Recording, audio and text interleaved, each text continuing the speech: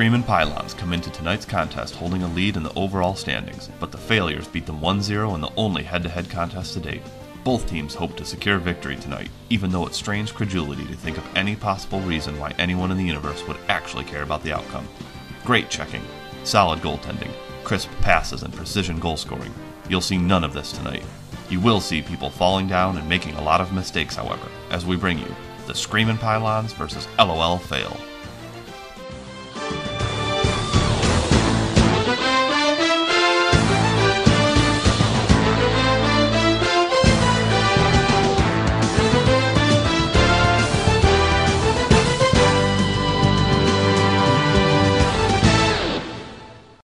I'd like to welcome you to another rendition of the LOL Fail Homecoming. My name is Jimmy King. I'm joined with my broadcast partner tonight, yet again, David Koltunchik. David, how are you today?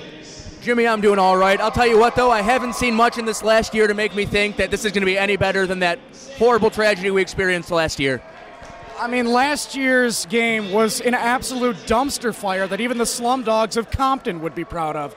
And tonight, I got to tell you, I'm expecting what should be the Hurricane Katrina of what ice athletics everywhere stands for. Today, it probably won't even be better than watching the Canadian Ice Hockey Olympics. Figure Skating Olympics. I'd rather watch German curling or sandbox basket weaving than, but I'm here tonight. Somehow they forced me to come back tonight. David, what the hell are you doing here? Jimmy, I'm not sure. My bingo game was canceled this evening. I had nothing better to do, so here I am. And, NHL hockey is still locked out, so this is really my only option, sad but true. Yeah, well, the NHL lockout apparently hasn't affected awful athletics, especially, apparently the teams have taken the ice. I couldn't tell. It doesn't really look like a team to me. Well, it depends on your definition of team, Jimmy. If you mean like the basket weaving team at Eastern Michigan University, the all-female basket weaving team, then you'd be correct. If you mean any kind of competitive sport, then you might be out of luck tonight, buddy. I could be at the bar drinking pints and Jameson, but I guess I'm here for the time being. Well, let's turn our chairs over and pay attention to the warm-up with 2:25 to go. And I would like to welcome everybody to the Ann Arbor Ice Cube, boys and girls, as the stage is set tonight for a showdown of juggernauts, a battle of titans, and a matchup of giants. Who the hell am I kidding? Welcome to another rendition of the LOL Fail Homecoming. Is that what they're calling it, the Homecoming? I think it is a homecoming, Jimmy. If your home was the dump and you had nothing else to do, nowhere else to go. They call this sport hockey. Hardly. Tonight, again, you'll be treated to the Hurricane Katrina of ice athletics as LOL Fail will look to avoid kissing their sister tonight in round 2 of the aforementioned club's seasonal homecoming. Tonight, their challengers are the Screaming Pylons. David and I will be your tour guides for, I don't know, apparently this is a 45-minute hockey match. Whatever. We'll try to take you through it. And apparently we have a festive player that's a pumpkin with a pylon head. I love it. This is probably like the seasonal KKK hat, maybe? Well, I'll tell you what, Jimmy, this has all the professionalism of a preschool dance recital. And calling it a hockey game, I think, may even be a stretch. I think tonight we might actually be seeing the world's first game of schlocky this very evening. Which schlocky, of course, is short for Schlock on ice, Jimmy. Schlock on ice. Not quite hockey, not quite sport, not quite competition. Not sure what it is. It's somewhere in between curling and sleeping, I think, on the activity scale. Well, schlocking sounds like a very interesting Bavarian wurst. Somewhat of a sausage. And, well, speaking of sausages, let's take you through tonight's sponsors. We have several unofficial sponsors, but the official sponsor for tonight is the Worst Bar in Ypsilanti, formerly Theo's, which was a staple of getting hammered on various college Thursdays, Fridays, and Saturdays. That, of course, if you attended Eastern Michigan University, which is now a well-established Worst Bar. By worst, I'm talking, of course, about the sausages. Not that it is the worst bar, because clearly it's not. And some of their specials throughout the week include $2 Jameson drinks, shots, however you want it. And me being part Irish, part Native American, I love my whiskey. David. Yeah, Jimmy, and I've always been a big sausage fan. Being part Polish, kielbasa is one of my favorite foods. I guess I'll have to check out the Worst Bar sometime very soon. That's fine. So if you want to go eat the sausage, I'll drink the drink. We'll have ourselves a good old time, sing some songs, maybe not remember walking out of there. We're going to have to be careful, though, Jimmy. I'm pretty sure that's how World War II started. Right you are, David. And let's go through the unofficial sponsors as the teams are set to face off. 15 minutes per period, 3 periods. At least that's what hockey's supposed to be. Tonight they might go 2. God, I hope they go 2. Is there even a mercy rule in these leagues? Let me go through the unofficial sponsors. Then we'll discuss a possible what's it called? I forget. It's not even fair. I don't care. Advantage Sports, Advantage Strength and Conditioning, Benny's Bakery of Saline. Who's Saline represented here? Cubs AC, Hockey Masters, and Secondhand City of Battle Creek, Michigan, located in Battle Creek. So we've got all parts of the mitten represented today on the unofficial sponsors list. Absolutely, Jimmy. And here they come up to middle ice, meandering into what is sure to be a very boring and slow game. Well, the face-off is won, unsurprisingly, by the Pylons. They take it up the ice. Oh, and somehow... I guess that what you just saw, with Miller falling down on his butt 5 seconds into the game, that's probably an allusion to what we'll be seeing all night, David. Absolutely right you are, Jimmy. Tonight, the best thing we can hope for is for the hockey players to stay on their feet on that ice, Jimmy. It is awfully slippery, and they don't have much practice skating. And it has been warm outside recently. I'm afraid that the ice is going to be melting. I hope these players don't hurt themselves. I'm surprised they even made it into the dome tonight. And number 42 stumbles drunkenly towards the puck. The number 93 who shoots harmlessly at the goalie. David, we have a list of players' names right here in front of you. You should probably use that. Other side. Oh, my God. Even my broadcast partner stumbled into here tonight. Whatever. Anyway, Pylons, this is just mediocrity has already ensued. And again, it's shots like that. They hardly glance off the end of the stick. And players are tripping I don't know. This is a 3-on-1, but it's almost unsurprising and non-poetic that the one defender on the back of the Pylons blue line can knock it away. David, give us some of your keys to the game for both teams. Key number 1, Jimmy, obviously staying on the feet, locating the puck on that ice. It's awfully small and they're going to have trouble seeing it. Number 2, to score goals and stop goals from being scored.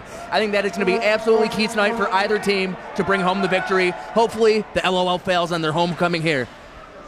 Well, you see, I think I'm going to root for the Pylons to make it quick. Again, we were going to talk about the mercy rule right now, David.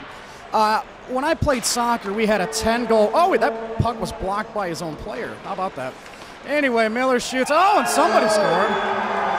It looks like, I don't know, John Madden-esque individual that if you score the most points, you're probably going to win. Well, I'll tell you, Jim, that was always my number 1 theory. Was the team who scores the most points was more than likely to win the game. Right you are, David. LOL fail is up with 12:35 to go in the first period, and they're on the attack again. Here's Garlic. Smells real bad, and the shot was just as bad as the defender number 96 for the Pylons, Olga Mandruvosa, stopped that one, and it looks like fail is threatening again. Let's do a little bit of a recap, because these two teams have played each other earlier in the year. The Pylons are up in the standings. They're ahead of the fails, but at the same time, in their only head-to-head meeting, only 1 goal was scored, and it was the fails that took that game away from the grasps of defeat, the clutches of agonizing and scrutinizing pain. And somehow they shut the Pylons out. I don't know how that happens. I have no idea, Jimmy. Maybe they got their stuff together for at least a second. Anything is possible in this wonderful game of hockey. I also can't help but noticing that the LOL Fails fans are employing the annoying South African horn tactic. Now, this is a tactic we saw employed in the World Cup a few years back, and it could very well distract the Pylons and give them the edge they need to pull it out tonight. Right you are, David, and it looks like the fails are threatening again. Oh, that was a tough spill right there by Ben Peters. He can't even get on his feet. This is hilarious. Oh, he had one too many of those worst Jameson shots I alluded to earlier. Here we go right now. Scott Dorrell taking it up the ice. Passes it over to Lev Mandrusova. And it looks like the Pylons get on the board. 1-1. We got ourselves an offensive explosion with only 4 minutes into the first period. Davis, what are these teams doing? Did they actually wake up to that salt that they smell? I don't know, Jimmy, but it looks like Mandrusova might have declared Cold War on LOL Fail right now. And it looks like we're in for a great battle this evening. And the puck drives harmlessly to the ice, and they're off. Meandering slowly down the ice. David has nothing to say right now. He's looking at the sheet like a baby looks at a book, can't read. There's no number 14. That's because you have to look harder. For what team exactly? We're going to talk about logistics right here on the air with you because, of course, that makes for great commentary. So it's 1-1, and wow, number 55, it says Rockstar. On the sheet, it says Trethaway. I'm a little bit lost. Oh, they have nicknames on their jerseys. How about that, David? They're implying the old nickname to make themselves look slightly less professional tactic. I heard that one worked in the World Cup of slider basket making back in 1962. Not only that, Jimmy, it also worked in the 1980s classic Major League with Charlie Sheen and Tom Berenger. Now that we got our, what would you call that, a promotion of a movie that was made 32 years ago? Thank you, David, for that one. Brought back great old memories of a person that all young people should look up to. Well, Jimmy, I like to keep it current and, in touch with the young children of today. That's probably the only hope to keeping the game exciting to them, and I have to try. So, Dave, another shot. Looks like the goaltender didn't even bother to move. Another shot by Miller. It looks like Matt Miller is actually going to try today. It looks, but at the same time, you think that maybe a pregame meal would consist of Miller Lights. That didn't happen. Looks like Matt Milligan is threatening for the fails, and they're getting a rapid fire of shots. Here's a 2-on-1 going the opposite way. Stephanie Fowler with the puck dishes it over to Brett Ryder. And somebody's offsides. Are we going to get a penalty here? Oh, that Vuvuzela. I'm glad the horn is blowing into my deaf ear. Anything to watch a little bit less of this game, Jimmy. Any penalties are welcome. And right now, all I can help but wonder is what would Brian Boitano do if he were here right now? Excellent question, David. One that's probably going to haunt mankind for all of eternity until we find the answer to that query. Face-off right here outside of the Fails defensive blue line. The Pylons losing the puck, trying to make an embarrassment out of themselves and succeeding. Here comes Milligan, number 19, with Ben Peters. You know what? He's not even quick enough to get to the puck. The Pylons regain possession. Taking it the other way.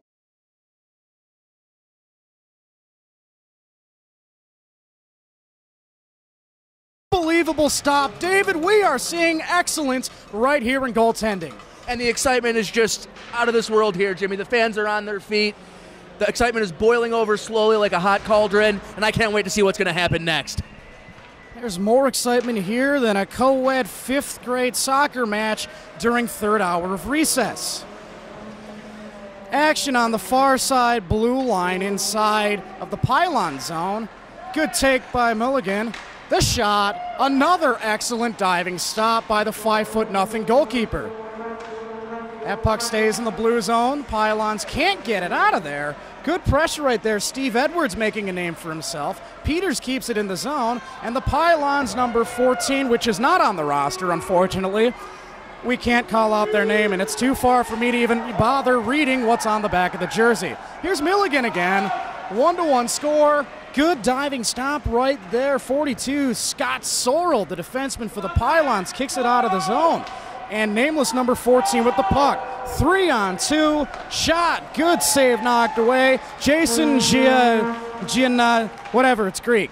We keep playing, 7 minutes to go in the first period. David's already sipping back on some Long Island's right now, so he's not even bothering to pay attention to the game and to help me out in this broadcast. But we'll go to him anyway with some expert analysis. Well, Jimmy, I mean, as you can see, I'm already half in the bag here, as who could blame me, really? On this terrible tragedy of a hockey game, or something that could resemble hockey, maybe, if the footwork was a little bit manlier. I'll tell you what, Jimmy, I've seen manlier footwork on Broadway in a musical. I tell you what, you and Charlie Sheen with your drunken footwork, it looks a lot more, coherent than any of the skate footwork. I don't know, I don't speak hockey lingo, but the skates moving up and down the ice, you guys do a better job of staying on your feet than most of these players do. Here's a 1-on-3. It's a good strategy. Let's see if it works out for him. It clearly did, knocked away by that Greek dude in net. Well, I'll tell you what, Jimmy, I'll drop the charade right now. I haven't had anything to drink, but I think after this game, I may start drinking heavily. Is that any different than any other day for you, David? Unfortunately, it is, Jimmy. I could sure use a few drinks right now, as this game is about as exciting as molasses dripping down 45-degree angled slope on a cold day. All right, you are, David. I followed only the first couple of words of that, then I lost interest. Apparently there's a hockey game that we're supposed to be covering instead of talking about our drunken habits. Here's another shot. That's knocked away harmlessly. That's Lev Mandrusova. I believe I'm pronouncing that correctly. If I'm not, I'm apologizing ahead of time. Not quite sure how to pronounce some of these last names, as David and I got no training whatsoever in the genealogy or whatever. Something that starts with a G and has to do with pronouncing names correctly. David, talk to us about what you learned in college. Not much, Jimmy, and I'll tell you what, our phonetics are pathetic tonight, just as this hockey game. I guess we fit right in, and we are among our friends here this evening. And the Pylons moving down the ice, slick with the puck, and a player falls down to the ice for no apparent reason. That player was, again, Lev Mandrusova, a goal scorer earlier in today's game for the Pylons. And you know what? Isn't it just simply poetic that the player that scores make the biggest idiot out of themselves, falling in center ice with the puck trickling towards them? I mean, it wasn't like that puck was shot off of a nice shot by Evgeny Malkin or something like that. It was just a simple pass that he simply could not handle.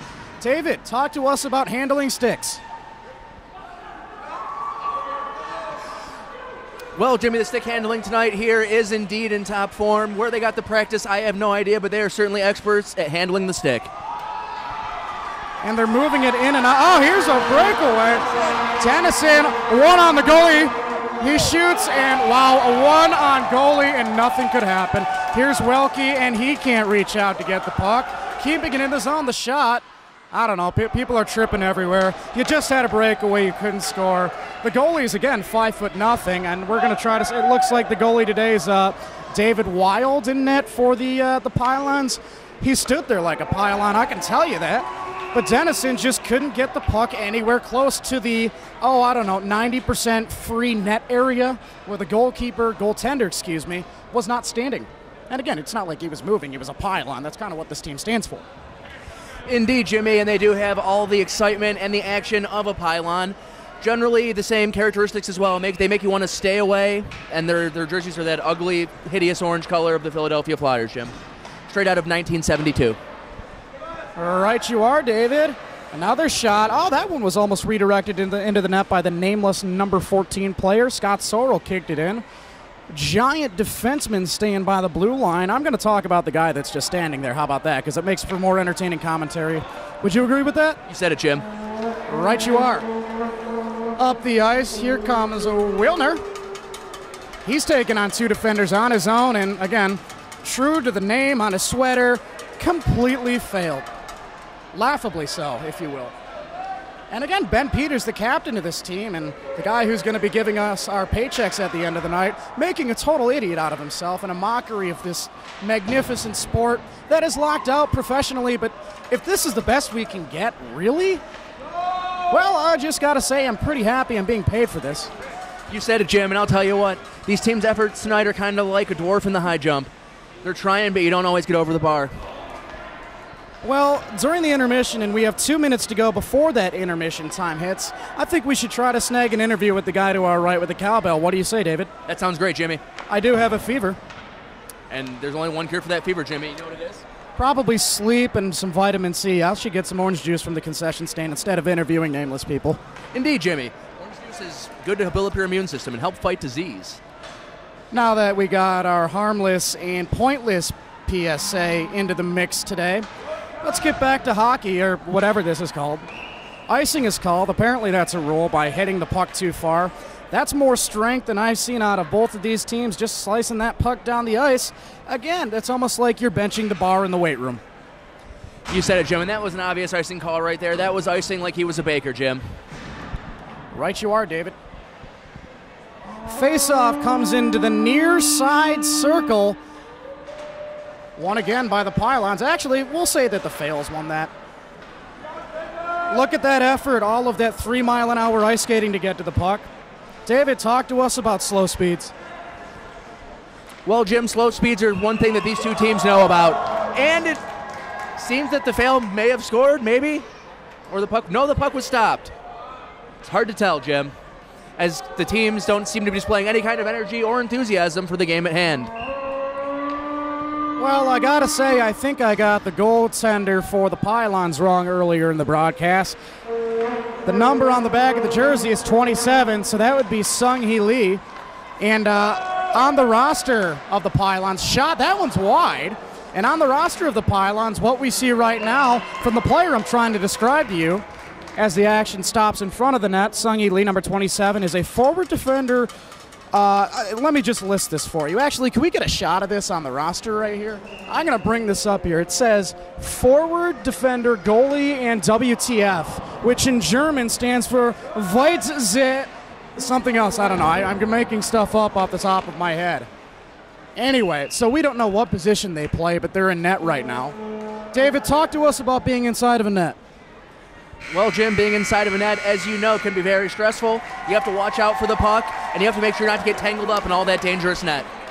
Right you are, David, and that's the end of the first period. The score 1-1, and if the scoreboard were to remain like this at the end of the next two periods, this would be part 2, or chapter 2, if you will, of Kissing Your Sister, which, of course, means the game ended in a tie. 1-1's the score. The scoring was done by Matt Miller in the 3rd minute of the first period by the LOL Fails. That put the Fails up 1-0. The Pylons bounced back 2 minutes later. Lev Mandrusova tied it up in the 5th minute, 1-1. And that's the score we have right now as we begin the second period as the teams switch sides. Davis, you're an expert at switching sides. Talk to us about that a little bit. Well, Jim, as you know, I'm an expert at switching sides. I've been switching sides for years, and so have the teams now. Well, that first period was all Miller time. Let's see how it works out in the second period here tonight. Well, once again, the action starts with about as excited. You know what? I'm just not excited. How about that? I'm too bored to even come up with a good analogy, David. You said it, Jim. I'll tell you what, I haven't seen a tragedy on ice this bad and since the Georgian Louvre team.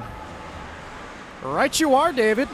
That Georgian Louvre team is, I don't know. I can't, it's not necessarily too soon since it's a joke. And it looks like the Pylons are going the opposite way. It's a reminder of that football game, that college football game earlier in the year, where the team tried to take the football in the direction of their own end zone. Is that what we're seeing right here, David? The tactic didn't work in that game. Is it going to work in this game? You know, Jimmy, I don't think so. That tactic never quite works. But I think I have figured out the mercy rule that would be applicable for this game. Just stop the game now and have mercy on the audience. Right you are, David. I heard that was in Chapter 3 of the new rule book, which is to be published once the NHL lockout has been resolved. And, well, that probably never will, so we'll never see that rule in effect. As a matter of fact, Jimmy, I've just gotten word that after seeing this game, everybody in the NHL has killed themselves. Right you are, David. Suicide jokes, that's always good for a professional family broadcast. Good thing this isn't one of those. 13:35 to go right here in the second period. The Fails try to work their way up the ice. Marass loses the puck or just simply forgot that his team isn't wearing orange. And the Pylons clear the puck down to the LOL Fail side. But the Fails shoot it right back out. David, we're getting ourselves a nice little chant to our west. It looks like some of the fans had decided that it is, in fact, Miller time. Quick between people trying to... What is this? Speaking of Miller time, Matt Miller puts the LOL Fails on the scoreboard for the second time tonight. The score's 2-1 with 12.5 to go in the second period. David, what the hell is going on? I don't know, Jimmy. We're actually starting to see something that actually resembles a hockey game. I see some excitement. The fans are getting into it. Miller scored his second goal. Let's see if we can go for the hat trick this evening. And they drop the puck. And the Pylons move it down in the LOL Fail territory. Well, David, Miller's second goal of the game was exactly 15 minutes. Game time, not real time. I need you to be aware of that because I don't want to be misquoted here. I'm not like a presidential candidate running for office, but I still don't want to be misquoted right here on this broadcast. But Miller put it in the 3rd minute of the second period, 18th minute if you're counting at home.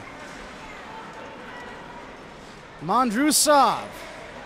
Actually, that was Brad Ryder as he rides it towards the net, and it stopped. Excellent stop right there in front of the net. You know, Jim, I'm not sure if that was an intentional save or if the goalie just lost his footing and fell flat on his face.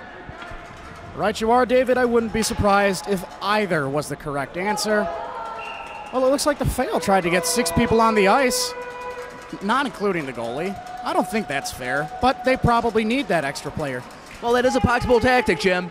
Outnumber the other team and go in for the victory. That's what the Russians tried to do in World War II. But I'll tell you what, Jimmy, these refs tonight don't look quite as vigilant as the UN in the 1950s. Right you are, David, or the 1960s for that matter.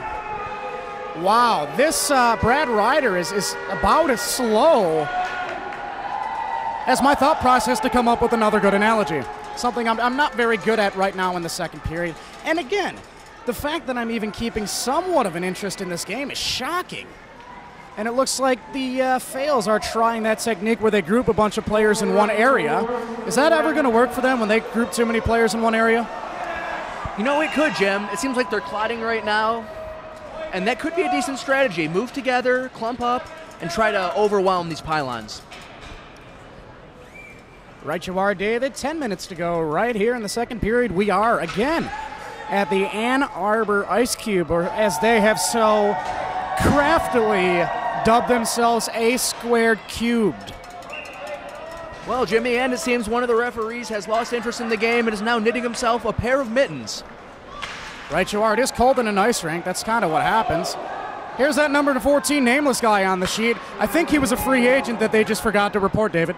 Or I think he may be the wisest man on the ice, choosing to disassociate himself with this disgrace of a hockey game altogether. Oh, this is hockey? Right on. 2-1 is the score, just past the 10-minute mark. And so how about that election? Are you an Obama guy or a Romney guy, David, or have you simply lost interest?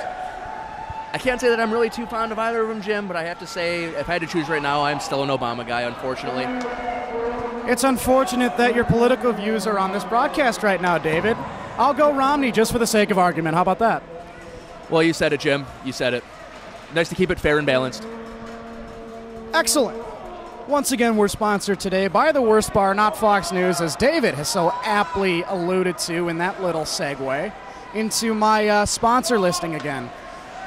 Worst Bar is in Ypsilanti. Once again, it's a staple of the Ypsilanti bratwurst, knockwurst, vice-versa, cherry brats, any sort of wurst that you want. Trust me, it's not the worst place to get yourself a nice sausage. Oh, thank you. Also, not to be confused with the worst hockey game, Jim, which I believe we're experiencing right now as we speak. All right, you are, David. And we got a defense chance, something that we haven't seen a lot of. In fact, the players are almost defending their own shots. As number 55, Kelly Trethaway, slovenly waddles towards the ball, or the puck. What sport is this, Jim? Like I said, I don't know. Nice shot right there. Number 42, Scott Sorrell making his face, I don't know. He needs a little bit of camera time. Here comes Ben Peters. I hope he scores so I can get a raise. He's definitely not fast enough. Ooh, a nice little hook, but got away with it. Brad Ryder rides himself into the wall, and the fails threat has been ended just about as quickly as the Australian uprising of whenever their kangaroos decided they wanted to attack the federal government. That joke made no sense. Disregard it. I'll go back to comedy school next year. And the Pylons keep it in the fail zone. Oh no! Miller with the shot, he scores! And a hat trick for Miller!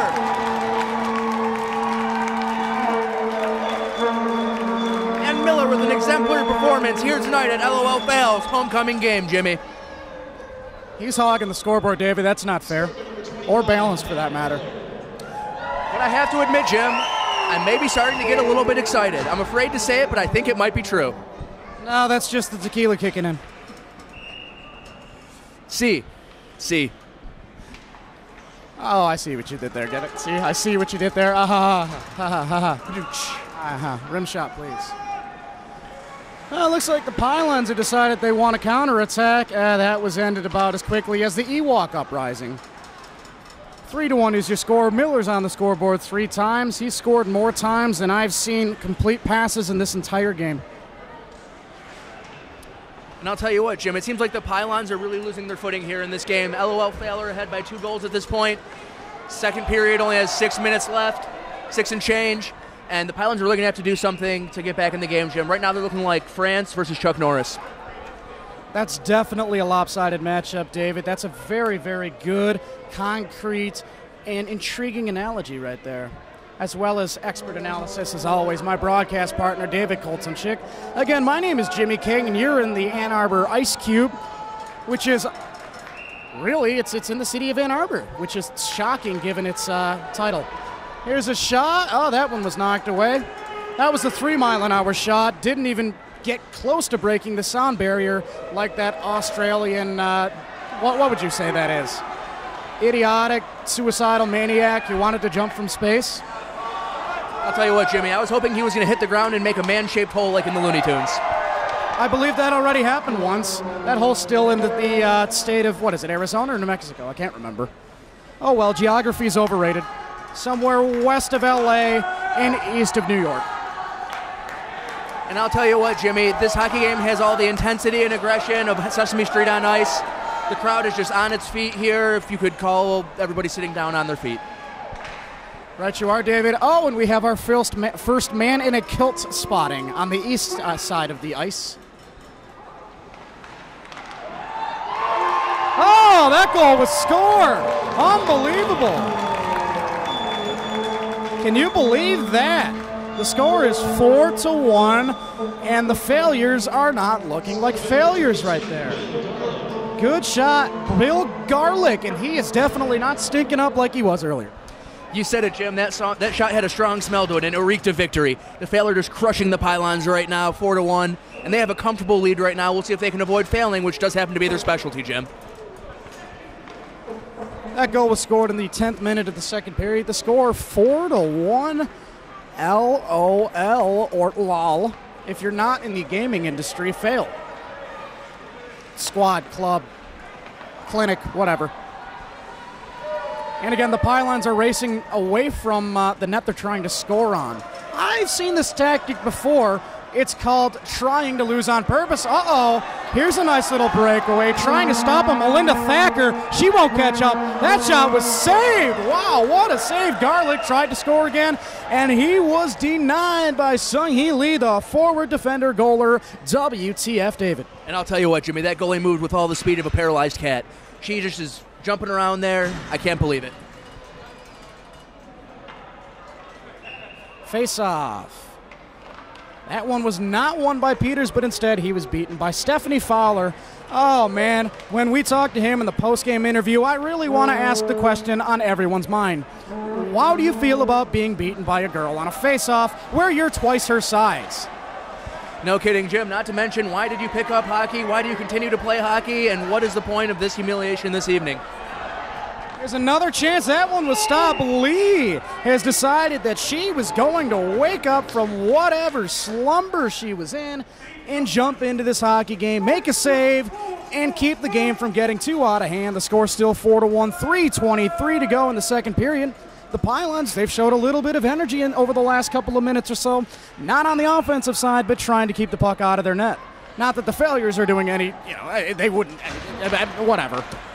David, continue where I left off. Well, I'll tell you what, Jimmy, the Pylons do have a pulse as of right now. They're back from the dead. They're showing a little bit of energy and enthusiasm, maybe a 2 on the scale out of 10, but at this game, that might as well be a million. David, there are no penalties right now when we have played, well, let's see, let me do the math. 27 minutes of hockey, no penalties, yet sloppiness all over. Lots of tripping and falling, but on their own accord. David, would you say it's their own personal skating mistakes that have kept both teams out of the penalty box, or is it just me? Jim, it's not only their own personal skating mistakes and their lack of aggression or interest, but also their fear of being hurt or doing anything mildly competitive or interesting this evening. Because if you see, if they started hitting each other, the game might become interesting, and that's the last thing they want this evening, Jimmy. And Dennison keeps the puck in the zone. Miller glances up the ice, looking for help. Cuts across center ice, shoots! And just wide of the net. Right you are, just wide. In soccer, we would call that a throw-in. And again, I'd rather watch a German pee-wee amateur soccer game than this hockey game, or so-called hockey game. But you know what? Whatever. I'm here. I gotta do it. It's basically like jumping on a grenade for your country, except without the country, the grenade, or the threat of possible death, besides potentially jumping off of this broadcast booth, to which I'll probably get the mistake of only being paralyzed, like that cat you were talking about earlier. Speaking of cats, I'm going to scat cat out of here after these final 1 minute and 20 second, and another 15 minutes. Damn it. This isn't soccer. It's not based on halves. It's based on periods. Oh, well.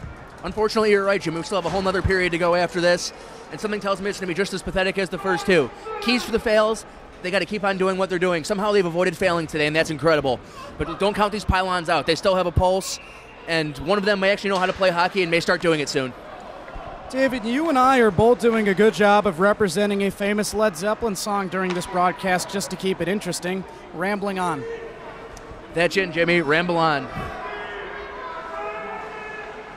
And the fails move it down into the... blocked by the pylon defender. Back into the LOL fail zone. Well, looks like the puck is recovered by Steve Edwards behind his own net, but I can't tell if Steve Edwards or the stick is actually handling that puck. They're both so skinny. Which is handling which in this game? It's almost like watching that shortstop for the White Sox, Alexei Ramirez. What was that? Oh, well. And the LOL fans wanted the penalty there, I think, Jim. A penalty? It looks like he, instead of trying to avoid the defenders, he ran into him. He doesn't know that he's not on the offensive line of the Green Bay Packers. Right you are, Jim. And that'll be it for the second period with LOL fail still holding on to their lead. 4-1 over the Screamin Pylons this evening at their homecoming game here at the Ann Arbor Ice Cube. Jimmy, what do you think the key to is going to be for the fails staying in the game and for the Pylons making their comeback, possibly? Speaking of switching sides, we just got a giant role reversal. I'm the play-by-play, you're the color guy. Now, by color, I don't mean color in your little color book that you brought. I mean, you're the one who's supposed to do the analysis, and I'm supposed to be the one asking the questions. With that said, since we're all about switching sides today, and because it's in Ann Arbor, it makes a lot more sense. And the Tigers are playing San Francisco, so it makes even more sense. Man, you're just discovering a theme, David. See, this is why I like you. You give the greatest unconscious analysis I've ever seen. Well done, sir. But anyway, for the fails to stay in the lead, they need to, fail to fail. That's all you're going to get from me today. An answer in paradox. And here's the start of the third period with LOL fail maybe winning the faceoff. It was so boring that I seriously couldn't tell, Jimmy. Speaking of paradox, the fact that this is considered an athletic event is a paradox in itself. The fact that any of them were and the Screamin Pylon scored to bring the game 4-2. And that was Olga Mandruvosa.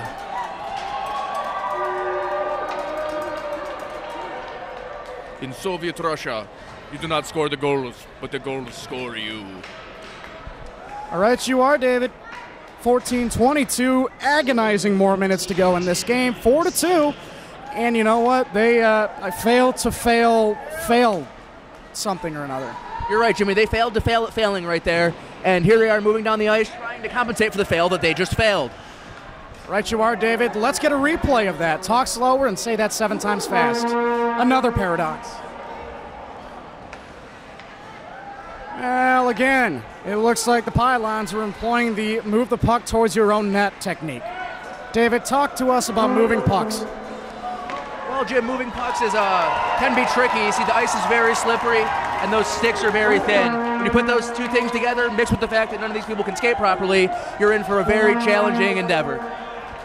Right you are, David. And again, this game will be on the website following tonight's event, which, of course, you'd have to access the website to know that this is on a website. But I'm going to say it anyway. That's lol/fail.com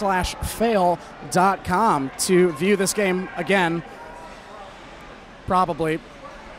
Well, I guess that proves that the internet isn't too big to fail. Right you are, David. That was some sage wisdom by my coveted broadcast partner, David Koltunchik. Again, my name is Jimmy King, and we are at the Ann Arbor Ice Rink, Ann Arbor, Michigan. David, Miller hasn't scored in, well, let me do the math. Screw the math. He hasn't scored in 7 minutes, or 8 or 9 or something or another. An odd number, or an even number in another minute. Right you are, Jim, and that's going to be key for the Fail pulling further ahead and keeping their lead against the Pylons. Is Miller getting back in the game and doing what he does best, scoring lots of goals. Which, ironically, was something he provided the meaning of antithesis to during the other regular season games this year, David. Right you are, Jimmy, right you are. Even a broken clock is right twice a day. That's what I heard once in medical school that I didn't attend. 4-2 is the score. 2.5 minutes gone by right here in the third period. Miller's been on the scoreboard 3 times, but the Pylons are threatening to score their third goal, or so we thought. Oh, and here we go, Jimmy. Something resembling action as the puck enters the Pylon zone and the Fail tenaciously pursue. If by tenacious you mean the one player that happened to be in the area when the puck was down on that side of the ice, yes, I'll agree with you, David. You said it, Jimmy. Tenacity by proximity. Alrighty. Well, the Pylons are moving slowly again, which I don't think they understand that the clock only has so many ticks on it left. But once again, who knew that we were going to be this competitive in a hockey game in the third period? It's competitive, or so they say. You said it, Jim, and let's be honest. If you're the Pylons, do you really want to hurry up the crushing defeat? That's a great question. Excellent question. That's kind of a question that you would need a Magic 8 Ball to get an answer to. Right you are, Jim. And I'll tell you one thing I don't need a Magic 8 Ball for. That's to let you know that this game is terribly boring and my interest is fading quickly. Good thing there's only 11 minutes and 9 seconds left on the clock here in the third period at the Ann Arbor Ice Cube. Down the ice, here comes Josh Marast. Marast has a 2-on-3 with Dennison up the middle. That puck was stopped again. Lee doing a good job in net right there for the Pylons, acting like a pylon and falling over. Just happened to have the puck underneath her when she fell. Well, we're going to have a face-off on the far side circle in the Pylon zone. Matt Miller is going to take the face-off for the Failures, and one of them, Andrew Silvas, actually won that face-off. Wilner keeps it in the zone. Rockstar number 55, Kelly Trethaway, in pursuit. Nameless 14 stays away from the puck, trying to keep his name in the puck with as much distance from each other as possible. Shot by Garlick. That one was stopped. I don't even think Lee knew that she stopped the puck, but that was indeed a stick save. You said it, Jimmy. That goalie smelled it coming from a mile away. Garlick couldn't fool her there. Excellent job telling us what happened on the ice there, David. You truly are a staple of broadcast excellence. Face-off inside the Pylon zone in the same spot. As I'm dropping papers left and right, as the smell of garlic with the puck reaches my nostrils again. And as the audience drops themselves, falling asleep at the boredom of this pathetic, sad excuse for a hockey game, this dent on Lord Stanley's Cup. Wow, that puck was screaming across the ice with about as much enthusiasm as the one fan in the corner that's reading a book. Or the one tenacious fan who is tooting the horn, I'm not sure at this point, if for their own amusement or to try to egg on the Fails towards their, what it could be perhaps a homecoming victory here today. Pylons moving down the ice, nameless number 14 shoots, and he's stoned by the goalie. 4-2 the score, 9 minutes to go, 6 gone right here in the third period. The Pylons get it out of their blue zone, which goes against their move the puck towards your own net technique. Failures clear it out of the zone. Chasing after the puck is Miller time with the hat trick today. Number 2, again, so many names that are not on the sheet right here for the Pylons. Again, I don't think they want to associate themselves with the losing score right now. And I really wouldn't blame him, Jimmy. I'll tell you what, this whole affair has about as much class as Courtney Love at a cocktail party. Right you are, David. 8.5 to go, and icing is called, which is apparently a rule. You know what? I'm not even going to bother. As the clock boringly ticks away, 8:20 left in the third period, as we're set to drop the puck down in the Screaming Pylon zone. David, if you'll excuse me for a minute, I'm going to go get a taxi. I'm a little bit inebriated up here in the booth. Anyway, 8 to go. We have nothing more to talk about. Third period, Ice Cube, everything all the banter we've said already.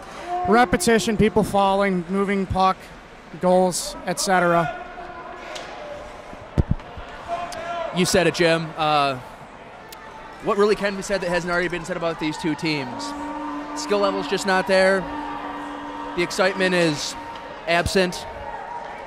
And 7 minutes and 30 seconds remain in this disgraceful exhibition here at the Ann Arbor Ice Cube. We should start interviewing fans to ask them what they think of tonight's game. Or we'll just sit here and let the clock tick away and add nothing to this broadcast. Anyway, Edwards with the puck dishes it over to Peters. Peters, ooh, a nice little spin move. Deking out Brad Ryder. That pass was intended for Steve Szymanski, but the Pylons will get the puck. Streaking down the ice is Scott Sorrell. And by streaking, I mean it. Oh, down goes Dennison, making an idiot out of himself. That shot was scored or saved? I couldn't tell. Oh, it was scored. How about that? Scott Sorrell got that goal, 4-3. And the Failures are doing what they do best. David, why don't you tell us what they do best? Well, Jim, they fail. That's number one. And as you said before, they needed to fail at failing, but they have failed to fail at failing, and here they are failing in the third. How embarrassing, David, would it be to lose to a motionless, inanimate, orange object today? Well, I think it would be slightly less embarrassing than losing to the Screaming Pylons, Jim, but that's their opponent today. Right you are, David.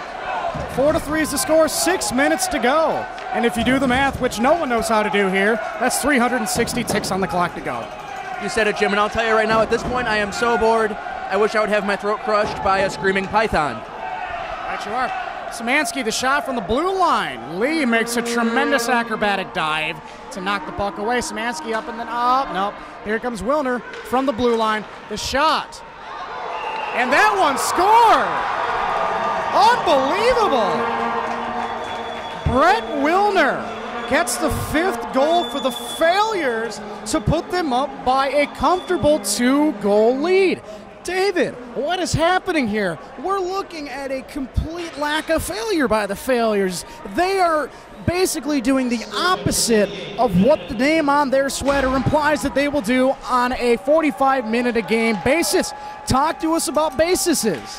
And a shocking turn of the events, Jim. You're absolutely correct. The Failures failing to fail here, and it looks like they might actually win the game. You can't help but think that if it wasn't for Miller's cushion, they'd be in a much different boat right now, but it did happen. The score is 5-3, and it looks like they could hold on to this victory here in the third, Jim. A combined 8 goals have been scored in a 40-minute span. Do the math. That is a goal every 5 minutes, David. Keeping the fans interesting. That goal per 5-minute ratio that encapsulates the visionary, I don't know, whatever. I'm supposed to say something really credible and cool sounding, but it came out like a fart in church. And you're absolutely right, Jimmy. We have an absolutely flabbergasting, fundamental failure to fail here this evening. As the Failures goalie moves and the Pylons score! Bringing the score back 4-5 and setting them up for a possible upset victory over the Fails here in the third with 4:02 to go. Alliteration aside, we're going to have a face-off at center ice with 4 minutes to go. 5-4, 9 goals have been scored, which will guarantee the goal per 5-minute mark will be reached in this 45-minute game with 3:45 to go. Peters did not win that Facebook, actually lost that one to Mondrasova. But the Failures have the puck. Peters gets back to take it away, and the puck is taken away from him, and we don't know who has the puck right now because it keeps changing hands. We'll just say the Failures have it until they lose it again. Coming across the ice is probably Miller. He's the only one with competent hands. Dennison with the puck. That one was taken away right there by center ice. That was Scott Sorrell. Sorrell still with the puck, crosses the blue line. Taken away by Garlick. Sniffed out by Garlick, if you will, inside his own zone. But the Pylons recover the puck.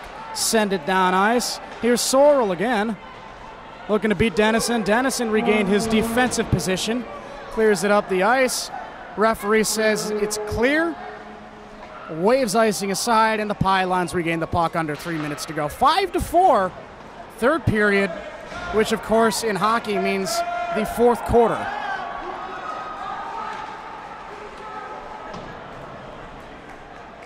Slashes the puck behind the net, and that one goes all the way back to the zone, their own zone. Good pass across the ice, but that deflection was right to the Pylons. Oh, they're just exchanging hands right now. They're not doing anything to try to score. Either team is. David, talk to us about exchanging hands. Well, Jim, when you're exchanging hands, you have to try to exchange hands better so that it ends up in the hand that you'd like it to end up in. And right now, that did not work out for the Fails. Looks like it's going to be a drop of the puck in closer to Fails territory in the neutral zone. We have hit the 2-minute warning right here in the third period. Unfortunately, there are no Dallas Cowboys cheerleaders in attendance today. That said, we'll have to deal with the ugly soccer moms. Right you are, Jim. Right you are. As nameless number 14 has the puck, and he shoots! Stoned by the goalie. And it looks like the LOL Fails may hold on here, Jimmy. We're down to 1:43 to go in the third period. And so far, they're failing at failing, making them slightly less of a failure than they had previously failed.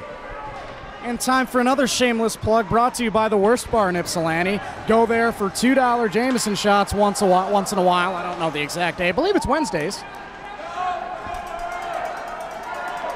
And I guarantee that's what I'll be doing in about 5 days from now, getting those $2 Worst Bar Jameson shots and actually tasting some of their delicious sausages. They have a great menu as well. I highly recommend it. Just like I highly recommend Dennison not to fail here. Well, that one was about as wide as an ocean, and once again would have resulted in a throw-in if this were in fact on a soccer field. David, talk to us about fields. Well, Jim, the thing about this field here today is that it's covered in ice, making it very slippery and treacherous to the players out there, especially given their complete lack of any kind of skating finesse. I think the referees forgot to bring in the tennis ball today because pucks, the hard rubber puck versus the soft tennis ball, I mean, the concussion rate in this game is probably pretty high. You said it, Jim. The skating level out there is less Paul Coffey and more teabag. Right you are, David. We're under a minute, 49 seconds to go, 5-4 score. We're going to get a face-off at center ice to make this game even more fair than it already has been. And by fair, I mean a complete and utter lack of talent on both ends of the ice. David, talk to us about ends. Well, Jim, it seems like they were not exactly rushing the end there. The clock stopped for some apparent reason before they were dropping the puck. But here come the Pylons, and they score, making the game 5-5. They come back in the third period to tie the game up. 37.7 left on the clock for the Fails to come back and do something. Otherwise, I hate to say it, we could be heading to overtime.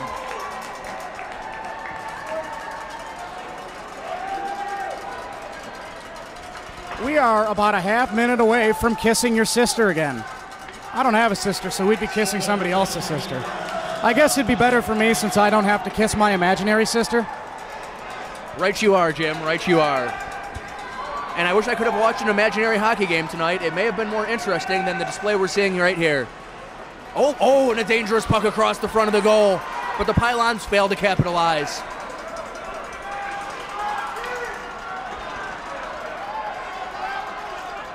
We're just going to let the ice do the talking.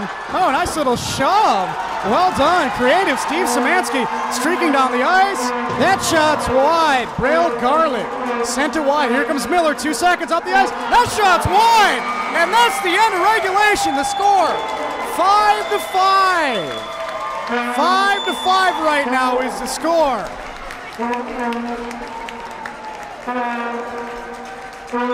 And ladies and gentlemen, that is going to end the action right here at the Ann Arbor Ice Cube. Your final score, 5-5. David, give us some post-game analysis. Well, Jim, just when I was wondering if the game could be any more pointless than it already was, it ends in a tie. Here in the third period, the score is 5-5. Nobody wins. Most of all, the audience does not win. Everyone loses pretty much. And once again, for the second homecoming in a row, David, you and I are treated to another pointless I don't know, results, and conclusion, story. 5-5, that's all you're going to get. The same score as it was last year. I don't even know where to start with this team. I'm lost. You know what? All I really have to say right now, I have nothing to say. I'm going to go kiss my sister. I'm going to go get drunk, and I'm going to avoid this team at all costs for the next 364 days. You said it, Jimmy, and I think the question on everyone's mind right now is why? Why did this have to happen? What's the point of it all? A wise man once said that the true definition of insanity is doing the same thing over and over again while expecting different results. Jimmy, we learned that the hard way tonight. Right you are, David. All right, well, let's thank our sponsors once again, Worst Bar, and let's go through the scoring summary one more time as we end the broadcast. As I take a look, and we switch around, as I have my handy-dandy score sheet in front of me. In the first period, Matt Miller led off the scoring for the Failures. Lev Mondrasova tied it up at 1 apiece. We went into the second period with a score of 1-1. Miller scored the next 2 goals for the Failures. And then the Pylons got actually Garlic got the 4th goal, so it was 4-1 at one point. And this is where it really gets dicey. The Failures did what their sweater suggests, and they failed. They blew a 3-goal lead to end up tying the game 5-5. They were up 5-3 at one point. Then number 14, the nameless one, decided that he wasn't going to remain nameless anymore. Got the 4th goal to make it 5-4. And Lev Mondrasova, who led off the scoring for the Pylons, tied the game up at 5. And David, I gotta go kiss my sister again. My imaginary one. It's worse to kiss an imaginary sister than kissing your actual sister. This is what I have to deal with again. Oh, you know what? Seacrest out.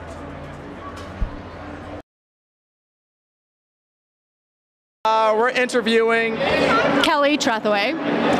Kelly, and our press are just anchoring for a couple questions. So let's get this started, Kelly. Thank you very much. Anybody who wants to go first? Well, we knew those failures have a habit of failing, and so we felt that we had a good chance of maybe coming out with a win or at least a tie today. Yes. I would start off by saying there was a lot of energy, a lot of good people watching us fall down a lot and hit each other with sticks and maybe bat around a puck a little bit. Next. Yes? Oh, absolutely. I wouldn't be a hockey player without a lot of superstition going with my gear. First of all, I haven't washed it all season.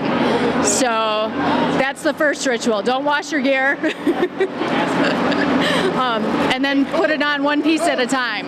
Anybody else? Excellent. Okay. Okay. Is that it? Well, she was way more prepared for that than we all expected, and we like to thank her for her time. Kelly, thank you very much.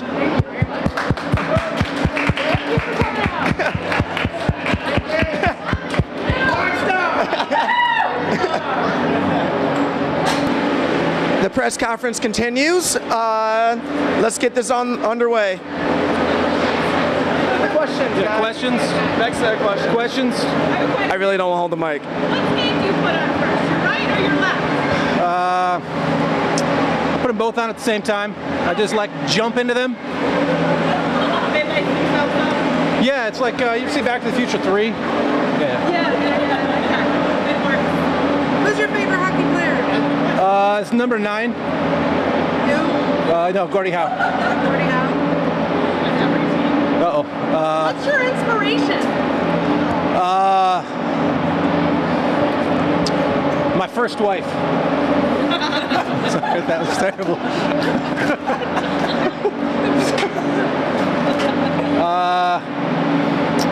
We have more questions?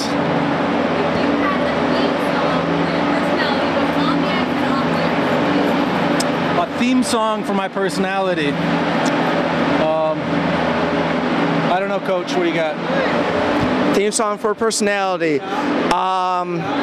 Hey yeah, yeah, hey yeah. Good choice. Hey yeah. I'm sorry. Hey yeah. Hey, yes, go. I didn't. I thought, is there a bachelorette number? No. Perfect date would be. Let's see. I go to a hockey game. I play, and then I take my wife to the worst bar afterwards. And my sister watches my children as we go out and have a fun time and come back on Tuesday. I think that's fun. Tuesday. How do you feel about that, Megan? Okay, and this time I'm not gonna hold the mic, so. Choose from your press. Did you have to disclose your relationship when you joined the team together? Yeah, definitely. It was bound to come up in the locker room. Wasn't the only thing that was bound to come up in the locker room.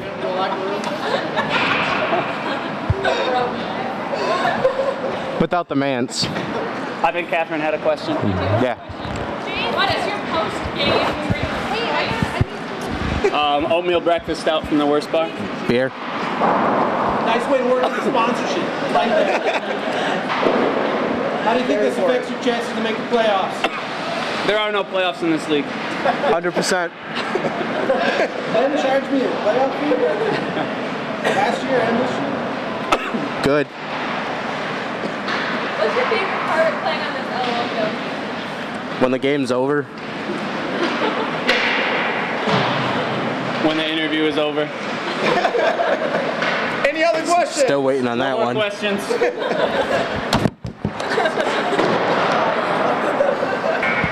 Any questions? Give us a fun fact about yourself. I suck at hockey, but I don't know that that's news to any of you who are just watching the game here. Good thing for you. Do your socks mean anything to you? Jason bought them for me because he stole my other socks. So I feel like, yeah, they have great sentimental value. Yep. Any other questions from anyone? What's the greatest challenge to being the captain of a really awful team? Have you seen these guys play? Like, it's being associated with them at all. It kind of kills your social life, your self-esteem, and your will to live. So, in that order, probably. So whose idea was it to name the team Wall of Fame? You know, we were thinking about that the other day. I don't remember. I know Luke is responsible for the excellent design, but I cannot remember who, for the life of me, came up with the name. Was it? All right, cool. I'll take credit. It was totally me. The one good thing I did all season. Yep, right here. Aptly named, aptly named. How on earth were you able to get somebody to actually sponsor you? Wow, that's an excellent question. I don't know. I think it was divine intervention is the only possible reason. I think it probably helped that nobody who sponsored us has actually watched one of our games. So that helps a lot. And they own a bar. They're probably. They do own a bar, so if they watched any, they were probably drunk and don't remember. So what was it like to be on the ice with the 5 goals? Oh yeah, that felt good. I wish I could say it felt different than usual, but no, that was pretty much par for the course when I'm out there. Always measured in minus. It's good stuff. I don't know if everyone noticed. Yeah. Oh, I did. And the score sheet noticed. So, overall, what did you think of the game? I thought it was great. It was really exciting. Loved it. It was all right. All right, okay. Did you have a favorite player? My favorite player is always going to be Ben. His dad. Jason Gagnatis. Jason Gagnatis. No one. He hated the entire team. We have our tiniest fan here. Yuna, what did you think of the game? Good. Say good. Excellent response, excellent response. Which one was your favorite period? Good, excellent. Talkative one. Yuna, what made you come out tonight? Were you rooting for a specific player, or did you just get forced here? What are your comments on that? Excellent, excellent. There was a game tonight? There was a game tonight. Were you watching the game at all? No. No. No, yeah. I missed it. You missed it? How was it? It was pretty good. We lost. We're Dang. tied. Is it the same thing if you tie? Do you lose? Okay. Huh. Well, I'm glad I didn't watch then. Okay, you have to find someone to interview. Nope. Nice game fail. I thought you were going to pull it off, but at the end there, you know. What can I say? What can I say? Paul, couple comments on the game? I don't have any comments on the game. He has no comments on the game. It's a tie.